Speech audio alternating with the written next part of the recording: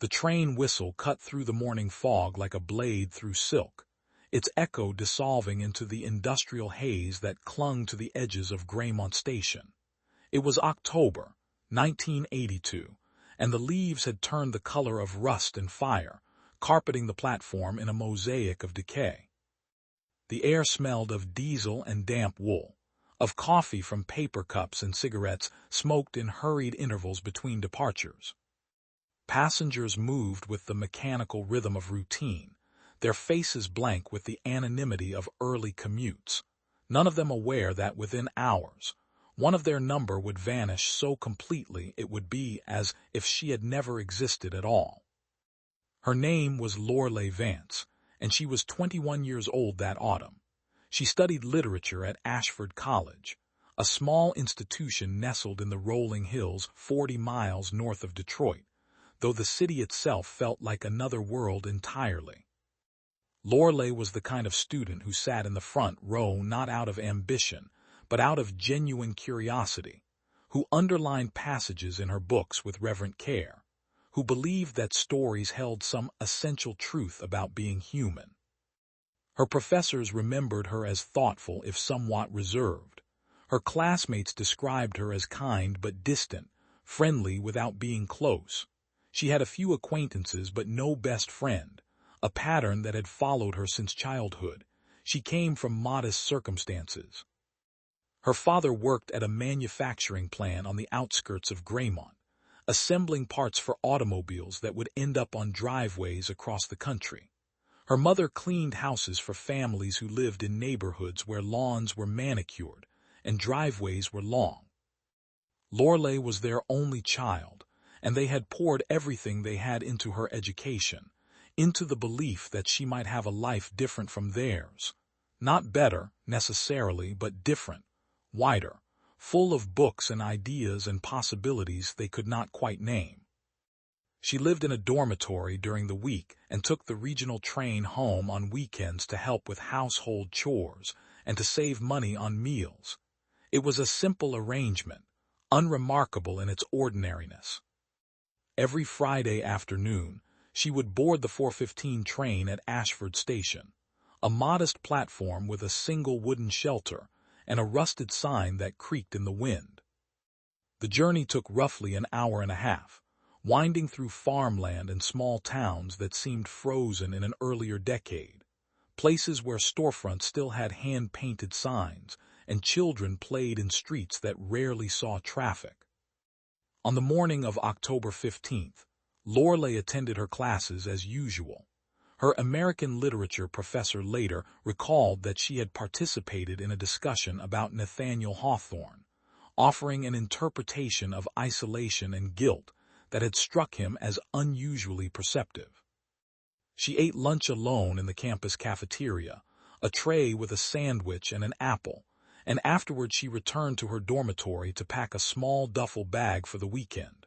Her roommate, a nursing student named Constance Derry, saw her briefly around 2 in the afternoon. They exchanged pleasantries about upcoming exams. Constance would later tell investigators that Lorelei seemed perfectly normal, perhaps a bit tired, but nothing out of the ordinary. There was no hint of distress, no indication that anything was wrong. Lorelei left the dormitory at 3:30, giving herself plenty of time to walk to the station. The campus was quiet that afternoon, the kind of stillness that settles over a place when most people have already left for the weekend. She wore jeans and a navy blue sweater, a light jacket over her arm, and carried her duffel bag slung over one shoulder. A few students saw her walking along the path that cut through the quad, but no one spoke to her. She was just another figure in the landscape, unremarkable and unmemorable. She arrived at Ashford Station at approximately 3:50. The platform was nearly empty. An elderly man sat on a bench reading a newspaper. A young mother waited with a stroller, rocking it gently back and forth. A businessman in a rumpled suit smoked a cigarette and checked his watch repeatedly. None of them paid attention to the quiet girl with the duffel bag who stood near the edge of the platform, gazing down the tracks as if she could will the train into appearing. The 4:15 arrived on time. It was an older model, the kind that rattled and groaned, its paint faded and chipped, its windows streaked with grime. There were only 3 cars, and the conductor, a man named Harold Pitts who had worked the route for nearly 2 decades, stepped off briefly to check his clipboard and exchange a word with the station master. Harold would later recall seeing Lorelei board the second car. He noticed her because she was young, and because she carried herself with a certain solemnity that seemed unusual for someone her age. He did not speak to her. He simply watched her climb the steps and disappear into the car, and then he signaled the engineer and the train began to move. The route from Ashford to Greymont was straightforward. The train made 4 stops at small towns along the way, each one a brief pause to let passengers on or off before continuing. The landscape outside the windows was a blur of fields and forests, of silos and barns, of power lines that stretched into the distance like stitches holding the earth together. It was the kind of journey that invited daydreaming, the kind where time seemed to stretch and compress in equal measure. But Lorelei Vance never arrived at Greymont Station. Her parents were waiting for her that evening, standing on the platform as the train pulled in just after 6. Her father held the car keys in his hand, jingling them absently, a habit he had when he was impatient or nervous. Her mother scanned the windows as the train slowed, looking for her daughter's face among the passengers. They watched as people disembarked, a thin stream of travelers stepping onto the platform and dispersing into the gathering dusk. They waited until the platform was empty, until the train had pulled away again, until there was no one left but themselves and the station master closing up the ticket booth. At first, they assumed she had missed the train, or perhaps stayed on campus for some reason. Her father called the dormitory from a payphone, but there was no answer in her room. They drove home, expecting to find a message waiting, some explanation. But there was nothing. They called the college, spoke to the housing office, to her roommate, to anyone who might have seen her. Constance confirmed that Lorelei had left in plenty of time to catch the 4:15. The literature professor confirmed she had been in class that morning. The station master at Ashford confirmed that a young woman matching her description had boarded the train. By Sunday, her parents contacted the police. The investigation began slowly, almost reluctantly. Missing person cases involving young adults were often complicated by the assumption of voluntary departure.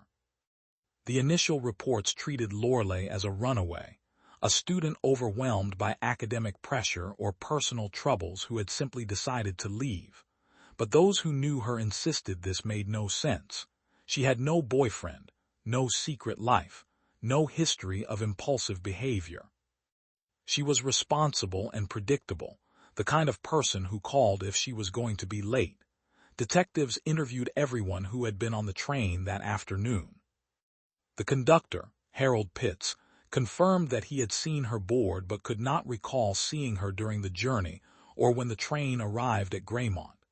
He explained that he did not check tickets on every trip, especially on the regional routes where most passengers were regulars.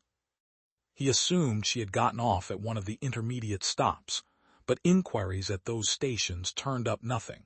No one remembered seeing a young woman with a duffel bag. The other passengers were equally unhelpful. The elderly man with the newspaper had fallen asleep shortly after boarding. The young mother had been preoccupied with her infant. The businessman had spent the journey staring out the window, lost in his own thoughts. A handful of other travelers were identified and questioned, but none recalled seeing Lorelei. It was as if she had boarded the train and then dissolved into the air. Searchers combed the area around the train route, walking the tracks and exploring the woods on either side. They found nothing. No signs of struggle, no abandoned belongings, no trace of her whatsoever. Her duffel bag, her jacket, her wallet, all of it had vanished along with her. The case began to take on an eerie quality, a sense that something fundamentally wrong had occurred but left no evidence of itself. Theories proliferated. Some believed she had been abducted, pulled from the train at one of the stops by someone who had been watching her. Others thought she might have jumped or fallen from the moving train, though searches along the tracks revealed no body. A few speculated that she had staged her own disappearance, though this seemed inconsistent with everything known about her character. The most unsettling theory, whispered but rarely spoken aloud, was that someone on the train itself had been responsible, that she had been harmed and her body disposed of in a way that left no trace. The investigation dragged on through the fall and into winter. Tips came in, each one investigated and discarded. A woman resembling Lorelei was reported in a diner 3 towns over, but it turned out to be someone else. A hitchhiker matching her description was seen near the highway, but again, mistaken identity. Her face appeared on flyers stapled to telephone poles, on the evening news in the local papers. Her parents gave interviews, pleading for information, for any scrap of hope. Her mother's face became a portrait of grief, her father's silence a testament to helplessness. As the months passed, the case grew cold. Detectives moved on to other investigations. The media coverage dwindled. Lorelei Vance became a name in a file, a photograph in a drawer, a mystery that had no answer. Her parents never stopped searching, never stopped hoping, but the world around them moved forward. The train continued its route, carrying passengers who did not know that someone had once vanished from within its cars.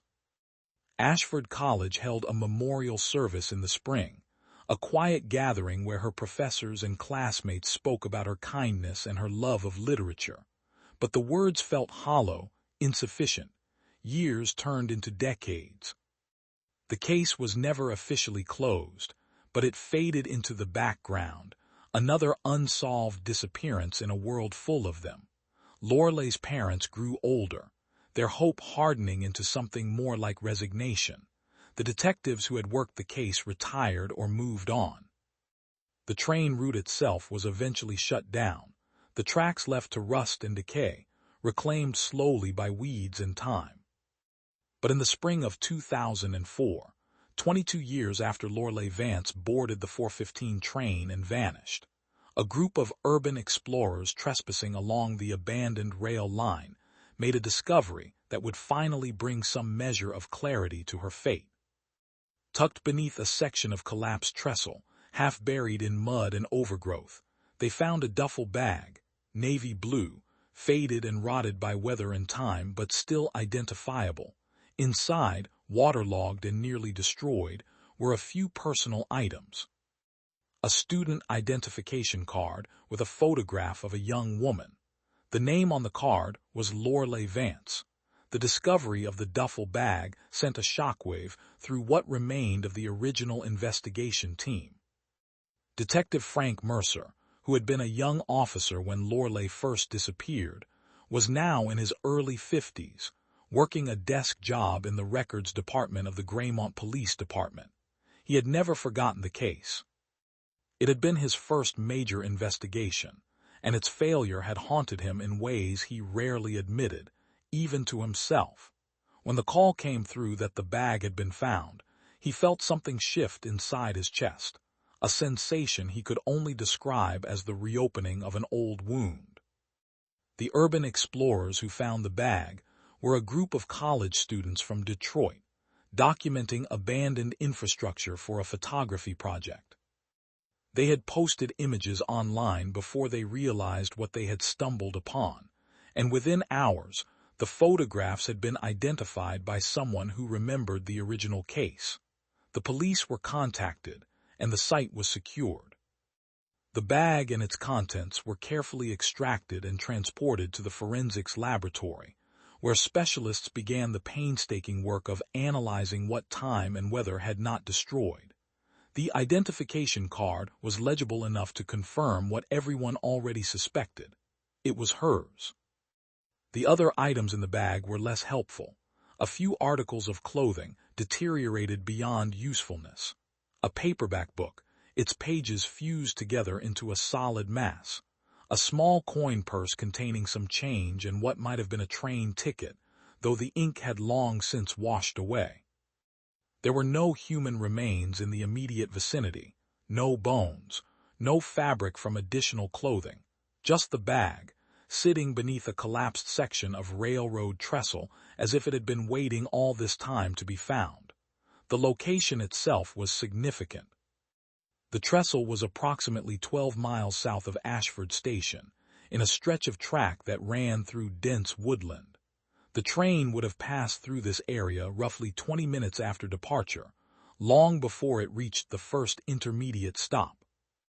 The trestle crossed a shallow ravine, and the ground below was uneven, covered in thick undergrowth and fallen logs. It was not a place anyone would have reason to visit, not a popular hiking area or a known gathering spot. It was simply wilderness, the kind of landscape that existed between places, unseen and unnoticed. Frank Mercer stood at the site on a cool April morning, looking down at the depression in the earth where the bag had been found. Yellow evidence markers dotted the area, small flags indicating where every scrap of material had been located. The air smelled of damp soil and new leaves, and somewhere in the distance, a woodpecker hammered against a tree with metronomic precision. He tried to imagine what had happened here, tried to reconstruct a sequence of events that would explain how a young woman on a train had ended up leaving her belongings beneath a trestle in the middle of nowhere. The most obvious explanation was that she had fallen or jumped from the train. But extensive searches in 2004, just as in 1982, found no sign of human remains in the area. The woods had been combed by search teams with dogs, by volunteers walking shoulder to shoulder through the underbrush, by investigators using metal detectors and ground-penetrating radar. Nothing. It was possible that animals had scattered whatever remained, or that the body had been moved by floodwaters from the creek that ran through the ravine during heavy rains. But even allowing for these possibilities, the complete absence of evidence was difficult to explain. The case was officially reopened. A new generation of detectives, equipped with tools and techniques that had not existed in the 80s, took over the investigation. They re-interviewed everyone who was still alive and willing to talk. Harold Pitts, the conductor, had passed away in 1998, but his testimony from the original investigation was reviewed in detail. The few passengers who could still be located were contacted, though most remembered nothing new. Constance Derry, Lorelai's former roommate, was now a nurse practitioner living in Ohio with 2 teenage children. She agreed to speak with investigators and repeated what she had said decades earlier. Lorelai had seemed fine that day, perhaps a little tired, but nothing unusual. There had been no indication of distress, no hint that anything was wrong. The college itself had changed considerably. Ashford College had expanded, adding new buildings and programs, and the small dormitory where Lorelai had lived had been torn down and replaced with a modern residence hall. Her literature professor, Dr. Raymond Hollies, was still alive but in declining health, living in a nursing facility near the campus. When detectives visited him, he struggled to remember details, his memory clouded by age and illness. But he did recall her final class, the discussion about Hawthorne, and he repeated what he had told investigators years before. She had been insightful, engaged, present. She had not seemed like someone preparing to disappear. Lorelai's parents were still living in the same house in Graymont, though both were now in their 70s. Her father had retired from the manufacturing plant years earlier, and her mother no longer cleaned houses. They had transformed Lorelai's childhood bedroom into a kind of shrine, leaving it mostly as it had been when she was in high school. Her books were still on the shelves, her posters still on the walls, her clothes still hanging in the closet. They had never quite been able to let go, never quite been able to accept that she was truly gone. When detectives arrived to inform them of the discovery, Her mother wept quietly, her hands folded in her lap, while her father sat in silence, staring at a photograph of his daughter that hung above the mantelpiece. The reopening of the case attracted media attention, though not as much as might have been expected. Missing person cases from decades past rarely captured the public imagination the way fresh tragedies did. Still, local news outlets ran stories about the discovery, and a few national crime programs expressed interest. Lorelai's face appeared once again in newspapers and on television screens, her disappearance reframed as a cold case with new leads. Tips began to come in, just as they had in the 80s, and just as before, most of them led nowhere. One tip, however, proved more substantial. A man named Gerald Coombs, who had worked as a maintenance technician for the regional rail line in the early 80s, contacted the police after seeing a news report about the case. He explained that he had been stationed at a small depot near the route in 1982, and that he recalled something odd from around that time. He had been called to inspect a section of track near the trestle where the bag was found, because there had been a report of damage to the rail bed. When he arrived, he found that some of the gravel and ballast had been disturbed, as if something heavy had been dragged across it. He had assumed it was the work of animals or perhaps teenagers trespassing, and he had filed a routine maintenance report and moved on. But in light of the recent discovery, he wondered if it might have been significant. Detectives pulled the maintenance records from the rail company's archives, which had been preserved in storage. The report existed, dated October 17, 1982, 2 days after Lorelai disappeared. It confirmed Coombs's account. The location matched the area where the bag had been found. The report noted that the disturbance was minor and required no significant repair, but it did suggest that something unusual had occurred there around the time of her disappearance. This new information shifted the focus of the investigation. If the ground had been disturbed shortly after Lorelai vanished, it suggested that someone had been at that location, possibly moving or hiding something. The possibility that her body had been concealed there and later moved or destroyed became the prevailing theory. But without physical evidence, without remains, it was impossible to prove. Forensic teams returned to the site and conducted a more extensive search. They excavated the area around the trestle, sifting through soil and debris with painstaking care. They used cadaver dogs, which indicated interest in a few spots, but digging revealed nothing.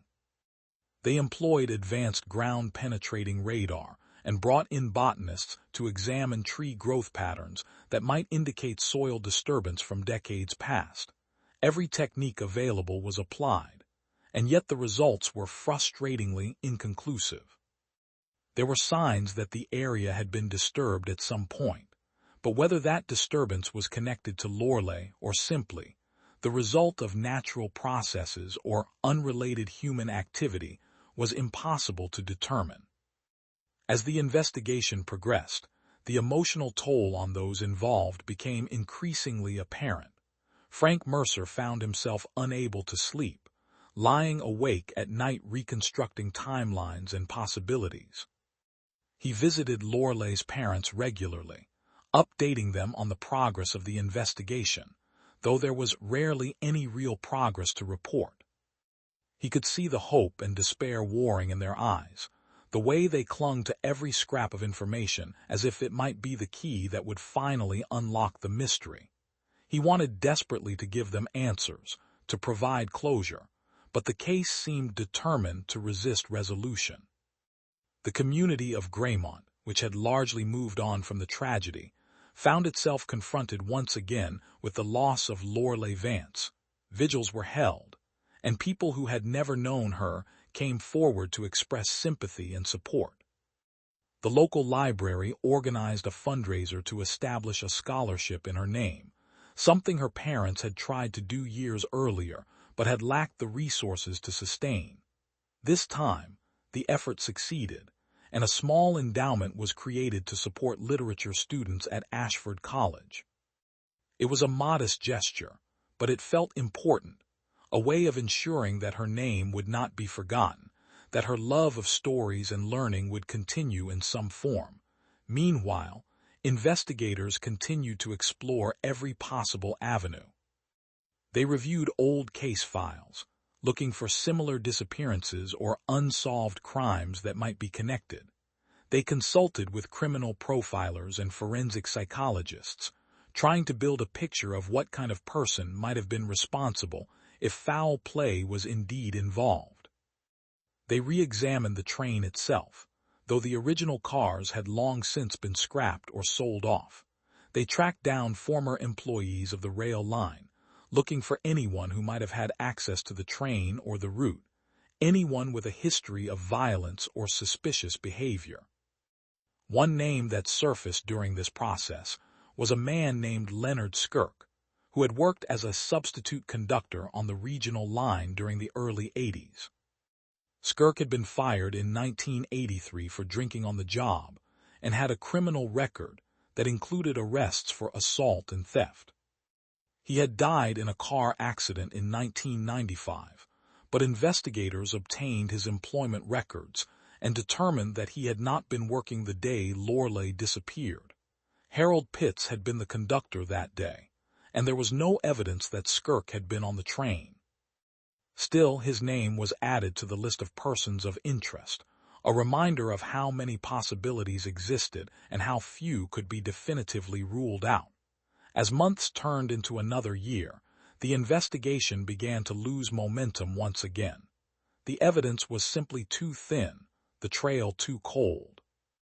The discovery of the bag had provided a location, a point on the map where something significant had likely occurred, but it had not provided answers. Lorelei's fate remained a mystery, her disappearance as inexplicable as it had been 2 decades earlier. The detectives working the case filed regular reports, but the content of those reports grew increasingly repetitive. Leads pursued, results negative, interviews conducted, no new information. The case was not closed, but it was not progressing either. It existed in a kind of limbo, unresolved and unresolvable.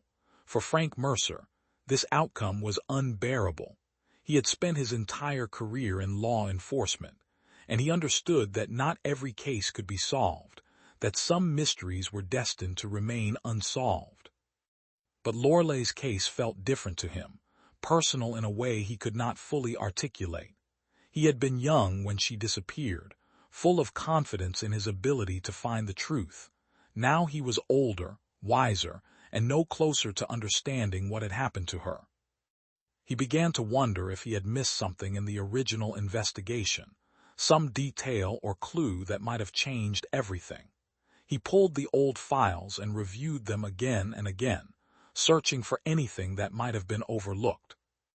It was during one of these late-night review sessions, in the autumn of 2005, that he noticed something in the passenger list from the train. The list had been compiled from ticket stubs and interviews, and it included everyone known to have been on the 4:15 train the day Lorelei disappeared. Most of the names were familiar to him by now, people who had been interviewed and cleared. But one name caught his attention because it had not been interviewed. A ticket had been purchased, but the passenger had never been located. The name on the ticket was William Farrow, and the ticket had been bought with cash at Ashford Station on the day of the disappearance. Frank ran the name through every database available. William Farrow was a common name, and there were dozens of men in Michigan alone who matched it. But cross-referencing with the time period and the area, he found one possibility that seemed worth pursuing. A man named William Farrow had lived in a small town near Ashford in the early 80s. He had worked as a truck driver and had a minor criminal record, mostly traffic violations and one arrest for disorderly conduct. He had left Michigan in 1984 and had moved around the country, holding various jobs in different states. He was now living in Oregon, working as a maintenance supervisor at a storage facility. Frank contacted the Oregon authorities and requested their assistance in locating and interviewing Farrow. Within a week, 2 local detectives visited him at his workplace. Farrow was now in his late 60s, a heavy-set man with graying hair and a weathered face. When asked about the train ride in October of 1982, he initially claimed not to remember it, but when pressed, he admitted that he might have taken a train around that time, though he could not recall the specific date or purpose. He denied knowing anything about Lorelei Vance and seemed genuinely confused about why he was being questioned. The detectives asked if he would be willing to provide a DNA sample, explaining that it was a routine part of the investigation. Farrow hesitated but eventually agreed. The sample was sent to the lab and compared against DNA that had been extracted from a hairbrush belonging to Lorelei, which her parents had kept all these years. The results came back weeks later. There was no match. Whatever connection William Farrow might have had to the train that day, there was no physical evidence linking him to Lorelei or her disappearance. Frank felt the weight of disappointment settle over him once again. He had hoped that Farrow might be the break the case needed, but instead it was just another dead end. He sat in his office, surrounded by files and photographs, and allowed himself a moment of despair. The case was slipping away from him, and he did not know how to hold on to it. But then, in the spring of 2006, something unexpected happened. A hiker exploring a remote section of forest roughly 5 miles from the trestle site discovered a shallow depression in the ground that seemed unnatural. Curious, he cleared away some of the debris and found what appeared to be fragments of fabric and a small metal object that might have been a button or clasp. He contacted the authorities, and a forensic team was dispatched to the location. The excavation took several days. The soil was carefully removed layer by layer, and every fragment was cataloged and preserved. What they found was a grave, shallow and crude, that had been dug decades earlier. Inside were human remains, badly decomposed and scattered by animals and erosion, but unmistakably human. Along with the remains were a few personal items, a corroded wristwatch, a small metal locket, and fragments of clothing that matched the description of what Lorelei had been wearing the day she disappeared. DNA testing confirmed what everyone already believed. The remains were those of Lorelei Vance. The confirmation arrived on a Thursday afternoon in late May, delivered in the sterile language of forensic reports and laboratory findings. The remains found in the shallow grave were those of Lorelei Vance, identified through mitochondrial DNA, extracted from her bones and matched against samples provided by her mother. The cause of death could not be definitively determined due to the condition of the remains, but the medical examiner noted evidence of blunt force trauma to the skull, injuries consistent with a fall from significant height or a violent blow. The manner of death was ruled a homicide. Frank Mercer was sitting at his desk when the call came through. He had been expecting it, had been preparing himself for weeks, but when he heard the words spoken aloud, something inside him seemed to crack. He thanked the forensic specialist, ended the call, and sat for a long time staring at the photograph of Lorelei that he kept pinned to his bulletin board. She looked so young in the picture, her expression caught somewhere between seriousness and the faint suggestion of a smile, as if she had been interrupted mid-thought. He wondered what she had been thinking about in that moment, what hopes she had carried, what future she had imagined for herself. He knew he would have to tell her parents. It was a conversation he had rehearsed countless times in his mind, trying to find words that would soften the blow, that would offer some measure of comfort alongside the terrible finality of the news. But he knew there were no such words. All he could do was be honest, be present, and bear witness to their grief. He drove to their house that evening, pulling up to the curb just as the sun was beginning to set, casting the neighborhood in shades of amber and shadow. Lorelai's father answered the door, and Frank saw the question in his eyes before any words were spoken. They sat together in the living room, the three of them, and Frank told them what had been found, what the tests had confirmed. Lorelai's mother covered her face with her hands and wept silently, her shoulders shaking. Her father sat very still, his jaw clenched, his eyes fixed on some point in the distance. After a long silence he spoke, his voice rough and hollow. It was the question every parent asked, the one Frank dreaded most because he could never answer it with certainty. He chose his words carefully. The examiner believes it would have been quick. There's no evidence that she was held or tortured. It was a small mercy, if it could be called that, but it was all he had to offer. They sat together for a while longer, not speaking, simply existing in the shared weight of the moment. Before he left, Lorelai's mother took his hand and squeezed it gently. Frank nodded, unable to trust his voice. As he walked back to his car, he felt the enormity of the task that still lay ahead. Finding Lorelai had been only the first step. Now came the harder part, finding out who had taken her life and why. The investigation intensified with renewed urgency. The discovery of the grave provided crucial information about the timeline and location of events. The site was approximately 5 miles from the trestle where the duffel bag had been found, deeper into the woods, accessible only by an old logging road that had been abandoned for decades. Whoever had buried Lorelai there had known the area well enough to find a place where she might never be discovered. It suggested local knowledge, familiarity with the terrain. Detectives began retracing every step of the original investigation with this new information in mind. They mapped out the route from the trestle to the burial site, looking for connections, for anyone who might have had reason to be in that area in October of 1982.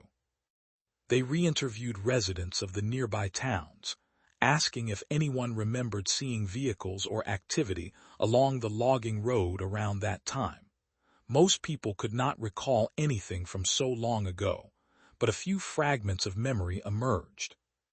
An elderly woman who lived near the edge of the forest remembered that she used to walk her dog along the trails in that area back in the 80s.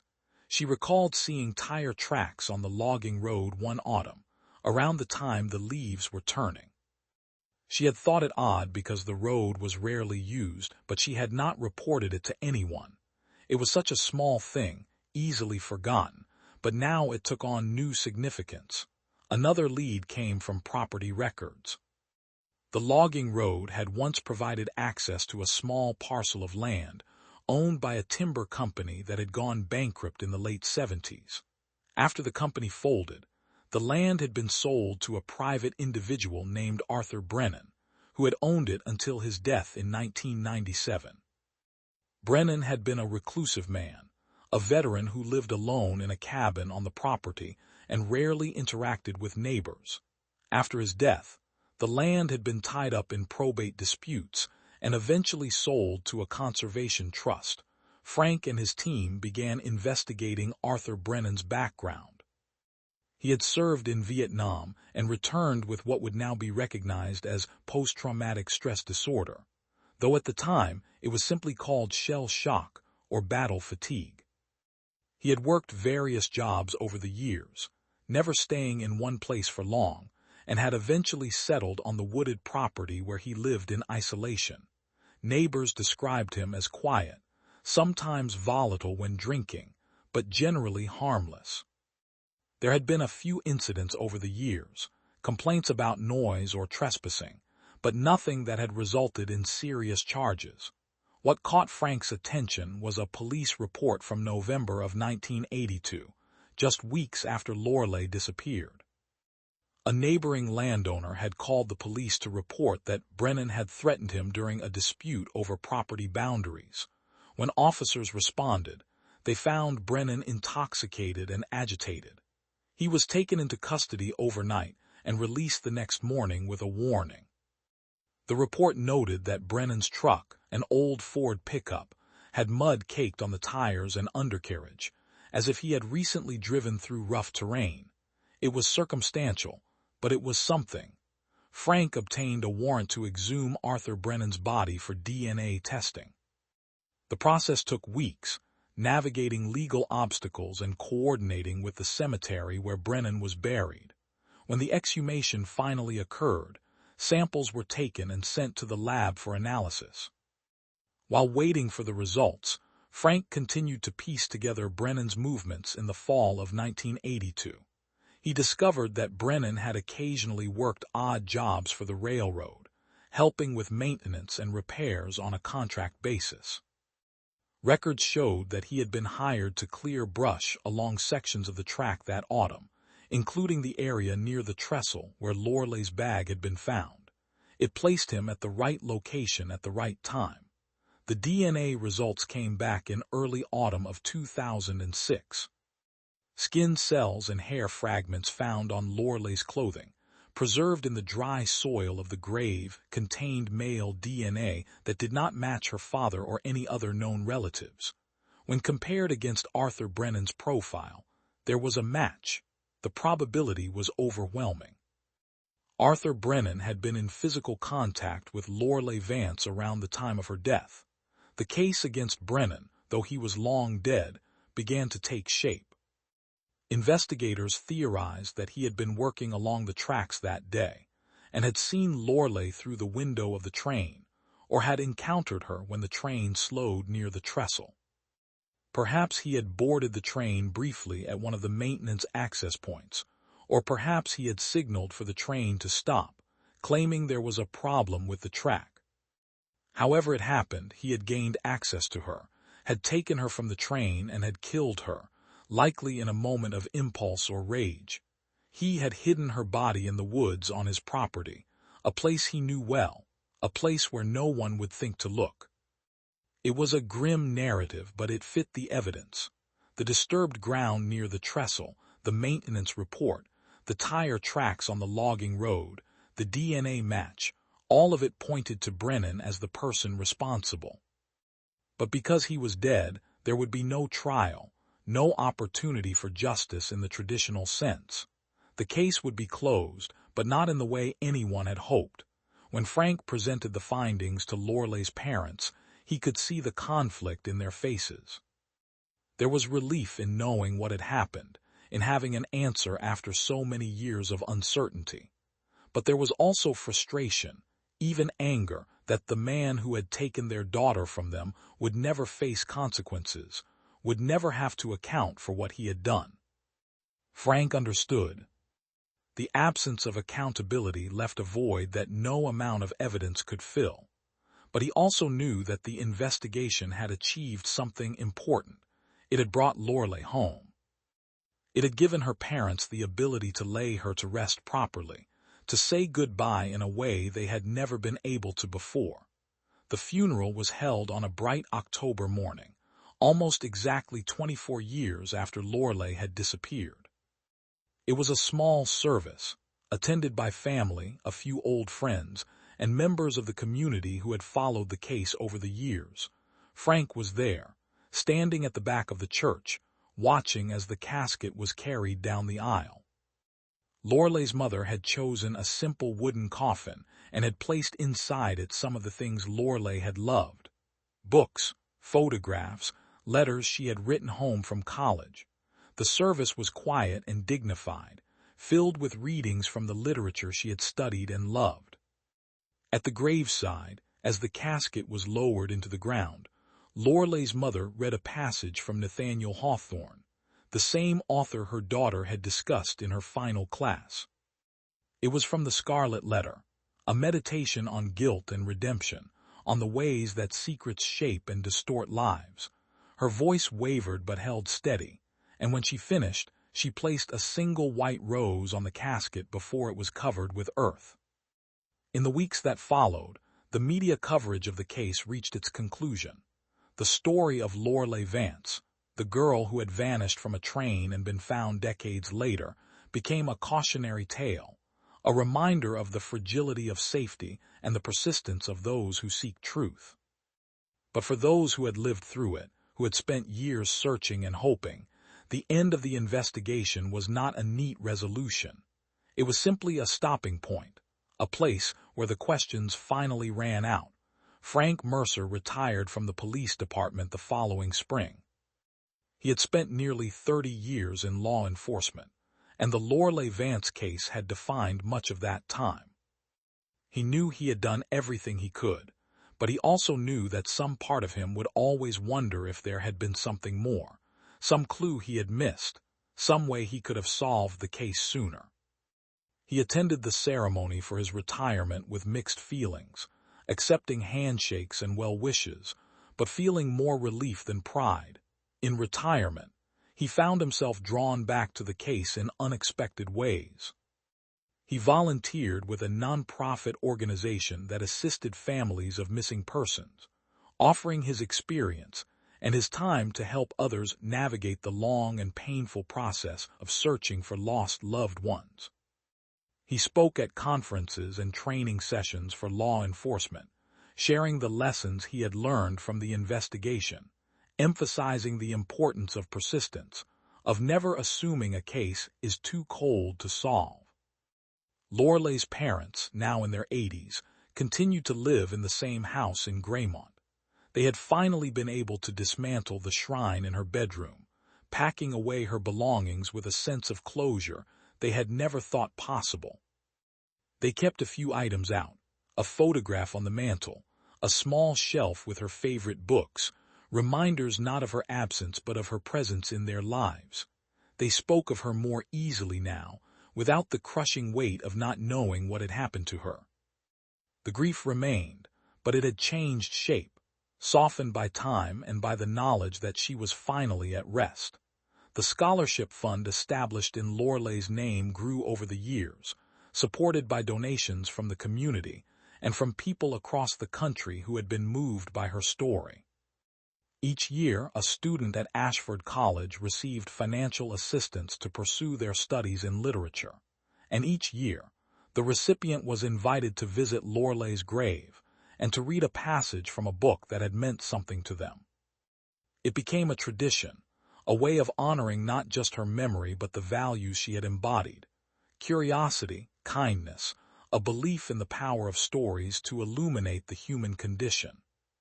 The abandoned rail line where Lorelei had disappeared was eventually purchased by a local land trust and converted into a recreational trail for hiking and biking.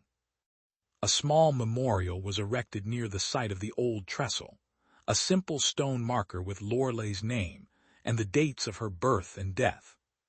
It became a place where people would stop during their walks, pausing to read the inscription, to reflect on the mystery of her disappearance and the long journey to find the truth. Some left flowers, others left notes, small gestures of remembrance for a girl they had never known but whose story had touched them. For Frank Mercer, the trail became a place of pilgrimage.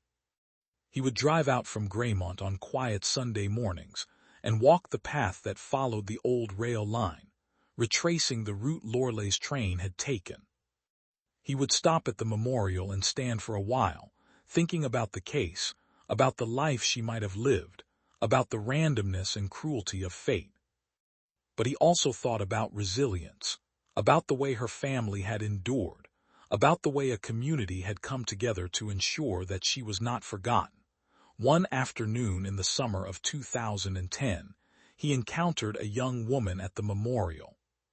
She was sitting on the ground, reading a book, and when she looked up, he recognized her as one of the scholarship recipients. She introduced herself and explained that she came here sometimes to study, that it helped her feel connected to the person whose generosity had made her education possible. They talked for a while, and Frank found himself telling her about the investigation, about the years of searching, about the moment they had finally found Lorelei. "Do you think it was worth it?" she asked. Frank considered the question carefully. It was something he had asked himself many times, especially in the darker moments when the case had seemed hopeless. "Yes," he said finally, "because she mattered. Because her family deserved to know. Because every person who disappears leaves behind people who love them, who need answers." The young woman nodded, and they sat together in companionable silence, the summer wind rustling through the leaves overhead. Eventually, she stood, thanked him, and walked back down the trail.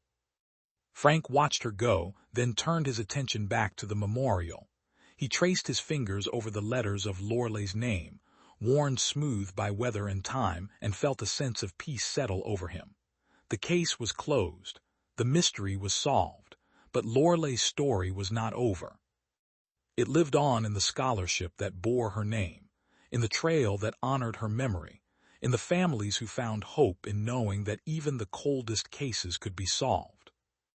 It lived on in the young woman who studied beneath the trees, in the detectives who learned from Frank's persistence, in the quiet moments when strangers paused at a memorial and thought about a girl they had never met. As Frank walked back to his car that day, he thought about the nature of justice and closure. He had spent his career chasing answers, believing that every case could be neatly resolved, that every question had an answer waiting to be found. But he had learned, slowly and painfully, that some things were more complicated than that.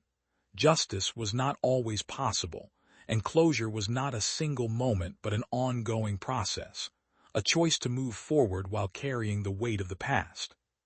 He thought about Lorelai, about the bright young woman who had loved literature and believed in the power of stories. He hoped that, wherever she was, she knew that her story had not ended in that lonely grave, that it had become something more, something that inspired and endured. He hoped she knew that she had been loved, that she had been searched for, that she had mattered. And as he drove away from the trail, back toward the town where he had spent so much of his life, Frank Mercer allowed himself to believe that she did know, that in some way beyond his understanding, she was at peace. It was a small comfort, perhaps even an illusion, but it was enough. The sun was setting as he reached home, painting the sky in shades of rose and gold. He parked his car and sat for a moment, watching the light fade, thinking about endings and beginnings, about the way time moves forward even when we wish it would stop. He thought about all the cases he had worked, all the lives that had intersected with his own, and he felt grateful for the work he had done, even when it had been hard, even when it had broken his heart. Lorelai Vance had boarded a train on an autumn afternoon in 1982, full of hope and plans for the weekend ahead. She had never arrived at her destination, had vanished so completely that it seemed she might never be found. But she had been found, eventually, brought home by the persistence of strangers who refused to let her be forgotten. Her story was one of tragedy, but it was also one of resilience, of love, of the unbreakable bonds between those who search and those who are lost. And in the end, that was what mattered. Not the darkness that had taken her, but the light that had refused to be extinguished, the determination to find truth even in the face of impossible odds, the belief that every life has value and every person deserves to be remembered. The train that had carried Lorelai on her final journey no longer ran, its tracks overgrown, its stations silent. But the trail that replaced it carried others forward, people who walked in the sunlight and paused to read her name, who took a moment to honor a life cut short and a mystery finally solved. And somewhere in that ongoing movement, in the steps of strangers and the turning of seasons, Lorelai Vance found her way home.